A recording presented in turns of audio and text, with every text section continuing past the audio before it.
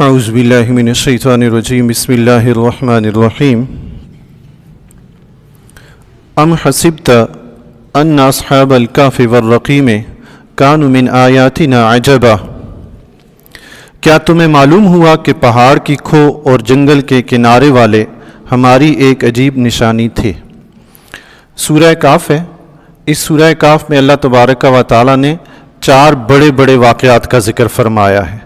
ان میں سے ایک واقعہ اصحاب کہف کا ہے، ایک واقعہ 2 باغ والوں کا ہے، ایک واقعہ حضرت موسیٰ علیہ السلام اور حضرت خضر علیہ السلام کا ہے، اور ایک واقعہ یاجوج ماجوج اور سکندر ذوالقرنین کا ہے۔ انشاءاللہ بالترتیب ہم یہ چاروں واقعات انشاءاللہ ذکر کریں گے آپ کی بارگاہ میں۔ تو آج پہلا واقعہ ہے اصحاب کہف کے حوالے سے۔ تو اللہ تبارک و تعالیٰ نے ارشاد فرمایا، ام حسبت ان اصحاب الکہف والرقیم کانوا من آیاتنا عجبا، اصحاب کہف ہماری نشانیوں میں سے ایک نشانی ہے۔ رب کائنات نے ارشاد فرمایا اللہ کی نشانیوں میں سے ایک نشانی۔ یہ اصحاب کہف کون تھے؟ اللہ کے ولی تھے، اللہ کے محبوب بندے تھے۔ تو اللہ کے محبوب بندے اللہ کی نشانیاں ہوتے ہیں۔ اللہ کے محبوب بندے اللہ کی نشانیاں ہوتے ہیں، جنہیں رب نے قرآن میں ذکر فرمایا کہ ہماری نشانیوں میں سے نشانی تھے۔ پتہ چلا کہ ان کی شان کتنی عظیم ہوتی ہے، رب انہیں اپنی نشانیاں قرار دیتا ہے۔ سبحان اللہ۔ اصحاب کہف کا واقعہ کچھ یوں ہے کہ حضرت عیسیٰ علیہ السلام کے دور میں یا حضرت عیسیٰ علیہ السلام سے پہلے یہ کچھ نوجوان تھے جو دین حق پر قائم تھے۔ اس دور کا جو بادشاہ تھا وہ بڑا ظالم اور جابر تھا، وہ دین سے بگڑا ہوا شخص تھا اور دیگر لوگوں کا دین بھی بگاڑتا تھا اور کوشش کرتا تھا کہ کسی طرح لوگ بت پرستی میں مبتلا ہو جائیں۔ جو اس کی بات مانتا اسے چھوڑ دیتا، جو نہ مانتا اسے وہ قتل کر دیا کرتا تھا، لوگوں کو بت پرستی پہ اکساتا۔ یہ کچھ نوجوان تھے، مختلف روایات ہیں ان کے متعلق کہ کچھ کہتے ہیں کہ یہ بادشاہ کے درباری تھے، کچھ کہتے ہیں وہاں کے شرفاء تھے، کچھ کہتے ہیں کہ یہ بادشاہ جو تھا روم کا بادشاہ تھا، مختلف شہروں میں جا جا کر اس نے تباہی مچائی اور دین کو مٹایا اور بت پرستی شروع کروائی۔ تو یہ شہر افسوس میں پہنچا، وہاں یہ نوجوان تھے، تو اس نے ان کو بھی دعوت دی بت پرستی کی۔ جو نہیں مانتا تھا اسے قتل کر دیتا تھا، تو ان نوجوانوں کو بھی دعوت دی تو انہوں نے صاف انکار کر دیا۔ قرآن کریم میں ویسے ذکر بھی ہے، رب نے فرمایا بھی ہے کہ انہوں نے بادشاہ کے سامنے کھڑے ہو کر اعلان کیا بت پرستی کا کہ ہم یہ بت پرستی نہیں کر سکتے، ہمارا دین وہ ہے جسے اللہ کے نبی لے کر آئے ہیں، اللہ وحدہ لا شریک ہے۔ تو بادشاہ نے پہلے تو ان کو مہلت دی، نوجوان تھے، بادشاہ نے ان کو مہلت دی کہ 3 دن کا تمہارے پاس وقت ہے، اگر تم میری بات مان لو گے تو چھوڑ دوں گا، اگر نہیں مانو گے تو میں تمہیں بھی قتل کر دوں گا۔ تو اس 3 دن کے دوران انہوں نے آپس میں مشورہ کر کے وہاں یہ شہر سے باغ کھڑے ہوئے اور جنگل میں دور کنارے میں ایک غار تھی، وہاں غار میں جا کر انہوں نے پناہ لی۔ اللہ تبارک و تعالیٰ کا فضل و کرم دیکھیں جی، رب کائنات جو بندہ دنیا کو چھوڑ کر اللہ تبارک و تعالیٰ کی طرف راغب ہوتا ہے، اللہ تبارک و تعالیٰ ہر مصیبت پریشانی سے نکلنے کے لیے راستہ پیدا کر دیتا ہے۔ وہ بادشاہ تھا جو ان کو قتل کرنا چاہتا تھا، یہ بھاگ کر غار میں جا کر انہوں نے پناہ لی۔ گھر سے جاتے ہوئے چند سکے اپنے پاس لے کر گئے۔ اب جنگل میں کوئی کتنا عرصہ زندگی بسر کر سکتا ہے، لیکن رب کائنات نے ایسا ان کے لیے نظام پیدا فرمایا کہ ان کو پیسے خرچ کرنے کی بھی ضرورت پیش نہیں آئی۔ سبحان اللہ۔ رب کے بن جائیں، رب آپ کا ہو جاتا ہے۔ سبحان اللہ۔ جس کا رب ہو جائے اس کا سب ہو جاتا ہے۔ سبحان اللہ۔ رب فرماتا ہے من یتق اللہ یجعل لہ مخرجا، جو اللہ سے ڈرتا ہے اللہ مصیبت سے نکلنے کے لیے اس کے لیے راستہ بنا دیتا ہے۔ سبحان اللہ۔ انہوں نے بادشاہ کے سامنے کھڑے ہو کر انکار کیا کہ ہم بت پرستی نہیں کرتے، حالانکہ پتہ بھی ہے کہ انکار کرے تو یہ قتل کر دیتا ہے، اس کے باوجود کھڑے ہو گئے کہ نہیں ہم یہ کام نہیں کر سکتے۔ چونکہ خوف خدا تھا، اللہ کا شریک کیسے ٹھہرائیں، اللہ کو وحدہ لا شریک ماننا ہے، اس کا مقابلہ تو کوئی نہیں کر سکتا، بادشاہ کا مقابلہ ہو سکتا ہے۔ بادشاہ زیادہ سے زیادہ کیا کرے گا، جان لے گا نا، آخرت کی زندگی تو نہیں لے سکتا، وہ تو رب کے ہاتھ میں ہے نا۔ ایمان بندہ دنیا سے سلامت لے گیا، آخرت کی زندگی پا گیا۔ تو وہ رب سے ڈرتے تھے، اللہ تعالیٰ نے ان کے لیے ایسا راستہ نکالا کہ وہ جنگل میں غار میں رہنے لگے۔ اتفاق سے بادشاہ کو پتہ چلا تو بادشاہ نے طیش میں آ کر اس غار کے سامنے دیوار کھڑی کروا دی. بادشاہ نے کہا کہ وہیں دیوار بنا کر ان کو غار کے اندر ہی بند کر دو تاکہ یہ وہیں بھوکے پیاسے ایڑیاں رگڑ رگڑ کر وہیں مر جائیں. بادشاہ نے دیوار کھڑی کروا دی. اب بادشاہ نے جس کو حکم دیا تھا دیوار بنانے کا وہ نیک شخص تھا. اس اللہ کے نیک بندے نے ایک تختی کندہ کروائی, اس کے اوپر ان اصحاب کہف کے نام بھی لکھے اور پورا واقعہ بھی لکھا کہ یہ اپنا دین بچانے کے لیے یہاں چھپ کر آئے تھے, اور بادشاہ نے ان کے سامنے دیوار کھڑی کروا دی ہے. وہ تختی بنا کر تانبے کے صندوق میں بند کر کے وہ صندوق دیوار کے اندر رکھوا دیا. اسی طرح کی ایک تختی اس نے شاہی خزانے میں بھی رکھوا دی. اب خدا کی قدرت, وہ بادشاہ دقیانوس بھی مر گیا, سلطنت بدلتی رہی, زمانہ گزرتا رہا, لوگ آتے رہے, دین بھی اتار چڑھاؤ آتا رہا. آخر ایک دور ایسا آیا کہ بیدروس بادشاہ آیا. وہ دیندار بادشاہ تھا, اس نے لوگوں کو دین کی طرف راغب کیا, لیکن اس دور میں پریشانی یہ تھی کہ لوگ آخرت کو ماننے کو تیار ہی نہیں تھے, کہ مرنے کے بعد انسان زندہ ہوگا اس بات کو ماننے کو تیار نہیں تھے. دیکھیں جی, رب کائنات کی ذات ایسی ہے جو اول سے لے کر آخر تک کے تمام حالات اور واقعات جانتی ہے. وہ پروردگار ایسا ہے کہ جب بھی دیکھتا ہے میرا بندہ 300 سال بعد, 500 سال بعد, 1000 سال کے بعد آئے گا, اس کو اس چیز کی ضرورت ہوگی, رب کائنات 1000 سال پہلے ہی اہتمام کروا دیتا ہے. سبحان. حضور علیہ السلام کی پیدائش مکہ المکرمہ میں ہوئی, لیکن 1000 سال پہلے یمن کا بادشاہ مدینہ المنورہ سے گزرتے ہوئے حضور علیہ السلام کی رہائش کا اہتمام کر کے چلا گیا. سبحان. 1000 سال پہلے. رب جانتا ہے میرے بندے کو کب کس کام کی ضرورت پڑے گی, رب کائنات اس کے لیے پہلے ہی اہتمام فرما دیتا ہے. یہ بادشاہ بیدروس بڑا پریشان ہوا کہ لوگوں کو کیسے یقین دلایا جائے کہ مرنے کے بعد دوبارہ اٹھنا ہے, مردوں نے زندہ ہونا ہے.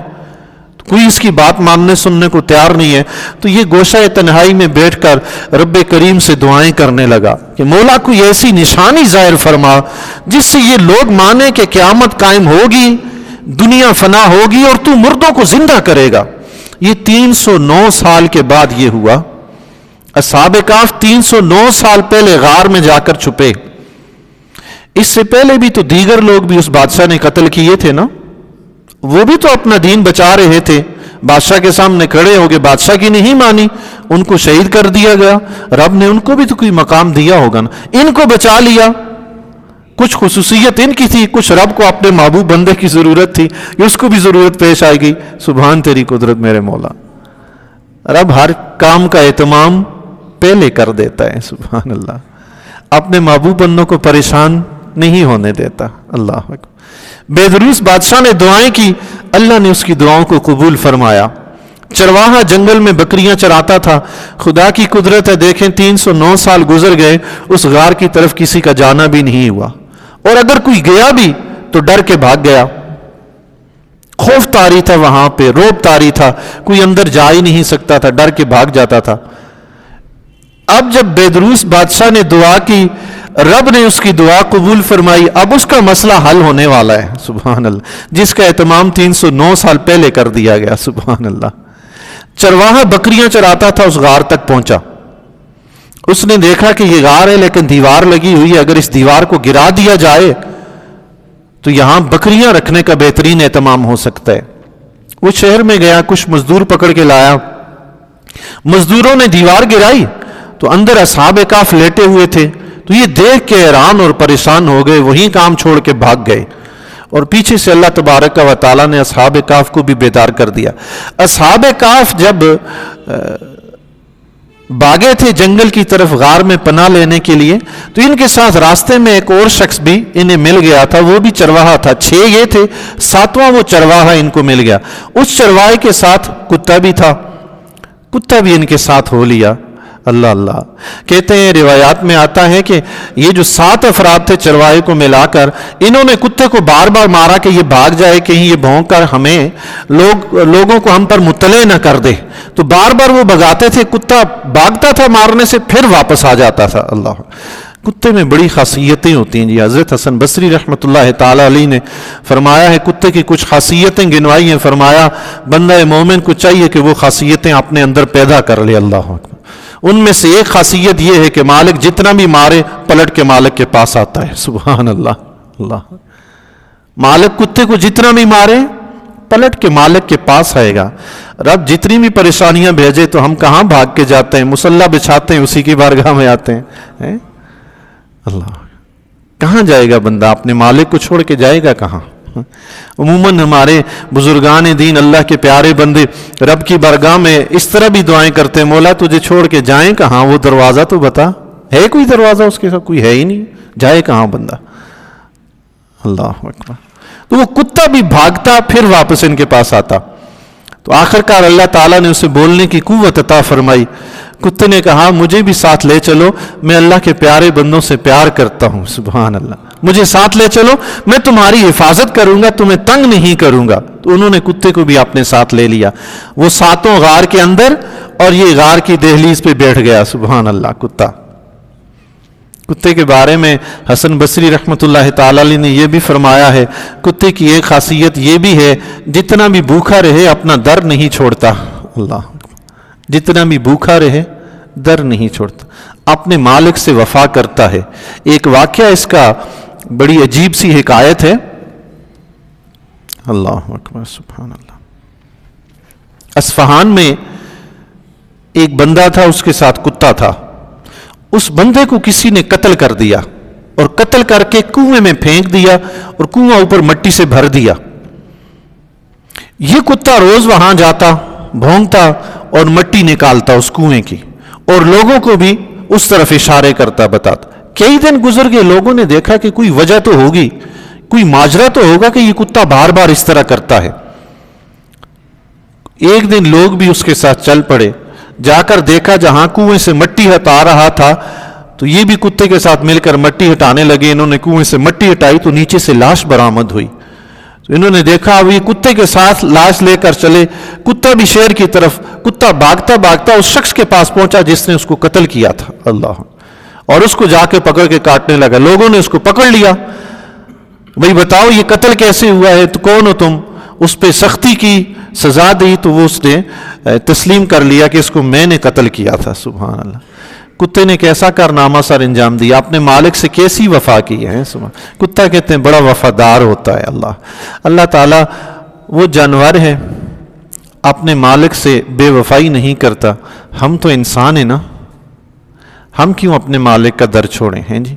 अल्लाह हमें तौफीक अता फरमाए, जो हमारा मालिक है वही हमें तौफीक अता फरमाए कि हम उससे वफा करें, हैं जी। अल्लाह। बहरहाल और भी इसके कई वाक़यात, और इमाम हसन बसरी रहमतुल्लाह अलैह ने दीगर भी कुछ चीज़ें जिक्र फरमाई। कुत्ता भी उनके साथ था। गार के दहाने पे कुत्ता बैठ गया और बाकी 7 अफराद अंदर सोए हुए हैं। जब ये गार में लेटे जाकर अल्लाह ताला ने इन पर नींद तारी कर दी, ये वहीं सो गए। 309 साल तक सोए रहे। अब जब बेदार हुए तो आपस में एक दूसरे से पूछने लगे कि कितना अरसा यहां पे ठहरे हैं, कितना सोए हैं। एक ने कहा 1 दिन, दूसरे ने कहा दिन से कुछ ज्यादा, तीसरे ने कहा भाई छोड़ो इस किसी को, रब बेहतर जानता है हम कितना सोए हैं, पहले खाने का एहतमाम करो, भूख लगी हुई है। सुभान अल्लाह, कितना सोए हैं इसमें क्या है, रब जानता है जितना भी सोए हैं, पहले खाने का एहतमाम करो। तो एक शख्स को तैयार किया गया, एक नौजवान को, कि आप खाना लेकर आए। वो खाना लेने के लिए गए, उनको नसीहत की बड़ी एहतियात से जाना भाई, कहीं पकड़े ना जाओ और बादशाह दकियानूस जो हमें तलाश कर रहा है कहीं मुसीबत में ना फंस जाए। अब जब ये शहर की तरफ चले तो जाते हुए इन्होंने देखा जो खंडरात थे वहां तो महल बने हुए हैं, वो गलियां, वो सड़कें, वो राहें, सब नक्शा ही बदला हुआ है, वो बाजार नक्शा ही बदला हुआ है। देख के हैरान हो रहे हैं, या अल्लाह मैं कहीं ख्वाब में हूं या हकीकत है, ये क्या है। देख देख के हैरान, जो बने हुए महल थे वो खंडरात बने हुए, खंडर बने हुए, टूटे फूटे। देख के बड़े हैरान हुए कि या अल्लाह ये माजरा क्या है। इनकी समझ में ना आया। नान भाई के पास गए, खाने के लिए खाने का ऑर्डर दिया, उसने खाना पैक करके दिया। तो इन्होंने एक सिक्का निकाल कर उसको दिया। अब वो 309 साल पुराना सिक्का था। वो जब नान भाई ने देखा, उसने कहा नौजवान ये सिक्का तुम कहाँ से लाए हो। उन्होंने कहा मेरा अपना है। उन्होंने कहा नहीं ये तुम्हारा अपना नहीं है, तुम्हें कोई खजाना मिला है क्या। उसने कहा नहीं भाई खजाना कहाँ से मिला, ये मेरा अपना सिक्का है, कल ही मैं यहां से लेकर गया हूं, मेरा अपना सिक्का है। उसने कहा नौजवान ये तुम्हारा सिक्का नहीं है, ये आज से तकरीबन कम व बेश 300 साल पुराना सिक्का है, ये आज का तो है ही नहीं, तुम कहां से लाए हो, सही सच बताओ। वो भी हैरान रह गए कि या अल्लाह ये माजरा क्या है। इन्होंने पूछा कि अच्छा ये बताओ बादशाह दकियानूस जो था उसका क्या हाल है। انہوں نے کہا کون سا بادشاہ دقیانوس؟ سبحان تیری قدرت، کون سا بادشاہ؟ وہ تو 300 سال پہلے تقریباً تھا، مر گیا، مٹ گیا، اس کے بعد کتنی بادشاہ چلے گئے، اب جو بادشاہ بیدروس ہے، انہوں نے دیکھا اس شہر کی جو حالت پہلے تھی وہ نہیں ہے، نقشہ بدلا ہوا ہے، لیکن لوگ دین کی باتیں بھی کر رہے ہیں اور سر عام دین پہ عمل ہو رہا ہے، یہ بھی دیکھ کر حیران ہوئے۔ لوگوں نے بتایا کہ اب جو بادشاہ ہے وہ دیندار ہے، وہ بت پرست نہیں ہے، اس کا نام بیدروس ہے۔ پھر انہوں نے بھی اپنا واقعہ سنایا کہ بھئی حال تو یہ ہے کہ ہم دقیانوس بادشاہ سے ڈر کے بھاگے تھے کہ وہ ہمیں قتل کرنا چاہتا تھا، میرے ساتھ چلو، میرے باقی ساتھی غار میں ہیں۔ تو اب وہ لوگوں کا ہجوم بھی ساتھ چل پڑا، ادھر وہ غار میں اصحاب کہف جو دیگر تھے وہ پریشان ہو رہے تھے کہ یا اللہ یہ ماجرا کیا ہے، کہیں ہمارا ساتھی پکڑا گیا۔ اتنے میں شور ہوا، لوگوں کے آنے کی آواز آئی، تو انہوں نے کہا کہ اب تو ہم پکڑے گئے، ہمارا ساتھی پکڑا گیا تو ہم بھی پکڑے گئے، بادشاہ کی فوج ہمیں پکڑنے کے لیے آ رہی ہے۔ ایسے موقع میں کیا کرنا چاہیے جب بندہ پھنس جائے مصیبت میں؟ کیا کرے بندہ، کس طرف جائے؟ وہی راستہ اختیار کرتا ہے نا جہاں سے بچنے کی کوئی راہ مل جائے۔ پیچھے ڈاکو لگا ہوا ہو تو بندہ بھاگ کے کس طرف جاتا ہے؟ وہ راستہ تلاش کرتا ہے نا جس سے بچ سکے۔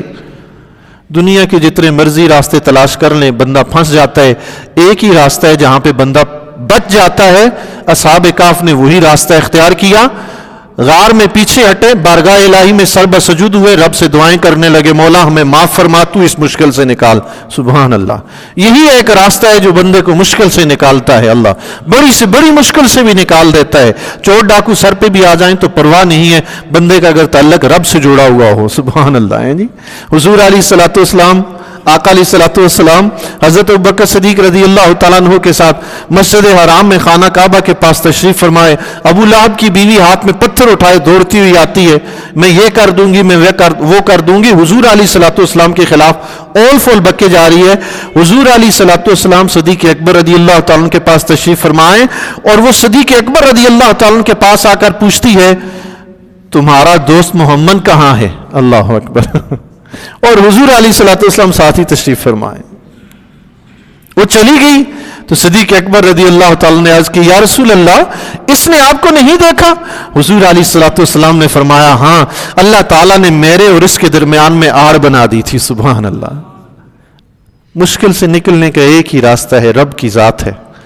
جب بھی مشکل پیش آئے پلٹ کے اسی کے پاس آ جائیں، اس کے پاس آنا کوئی مشکل بھی نہیں ہے۔ شاہی درباروں پہ تو بیٹھے ہوئے ہوتے ہیں نا، دربان بیٹھے ہوئے ہوتے ہیں، اندر جانے بھی نہیں دیتے۔ یہاں کوئی دربان نہیں ہے، کوئی وقت بھی مقرر نہیں ہے، صبح آئیں، شام میں آئیں، دن میں آئیں، رات میں آئیں۔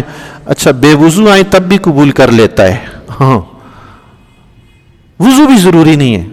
مشکل پیش آئی وہیں کھڑے ہو کے دعا کر دے رب کی بارگاہ میں۔ البتہ سجدہ شکر اگر ادا کریں تو واجب ہے، سجدہ وغیرہ کرنا ہو تو واجب ہے وضو کرنا، سجدہ وغیرہ وضو کر کے کیا کریں۔ زیادہ اگر مشکل پریشانی ہے تو بارگاہ الہی میں بندہ رات کو پچھلے پہر اٹھے، وضو کرے، مصلی بچھائے، اپنے رب سے دو چار باتیں کر لے، ہیں جی بڑی سی بڑی مشکل بھی آسان ہو جاتی ہے۔ رب نے خود فرمایا مَن یتق اللہ یجعل لہ مخرجا، جو اللہ سے ڈرتا ہے اللہ نکلنے کا راستہ بنا دیتا ہے۔ حرام کام میں پھنسنے لگے ہیں، رب سے ڈریں، پھر یہ مت سوچیں کہ اس سے نکلوں گا کیسے۔ نکلنے کا راستہ تو رب نے بنانا ہے نا، ہم نے تو صرف رب سے ڈرنا ہے، باقی اہتمام رب نے خود کرنا ہے، اللہ وہ کر دیتا ہے۔ سبحان اللہ۔ اصحاب کہف نے جب دیکھا کہ شور کی آواز آ رہی ہے، اب ہم پکڑے جائیں گے، وہیں سجدہ ریز ہو گئے رب کی بارگاہ میں، توبہ و استغفار کرنے لگے، رب سے دعائیں مانگنے لگے۔ اتنے میں وہ پہنچ گئے، وہ لوگ بھی پہنچ گئے، انہوں نے دیکھا واقعی وہ ساتھی ان کے اندر ہیں۔ بادشاہ کو اطلاع دی گئی، بیدروس بادشاہ کو، وہ بھی اپنے حکام کے ساتھ دوڑتا ہوا آیا۔ اس نے جب دیکھا کہ واقعی اصحاب کہف اندر ہیں اور وہاں دیوار سے وہ صندوق بھی تانبے کا نکلا، اس میں تختی بھی تھی، نکال کے پڑھی تو سب حیران رہ گئے۔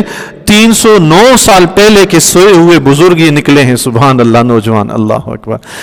بادشاہ بیدروس یہ دیکھ کر بہت خوش ہوا اور وہیں اللہ کی بارگاہ میں سجدہ ریز ہو کر اللہ کا شکر ادا کرنے لگا، سبحان اللہ۔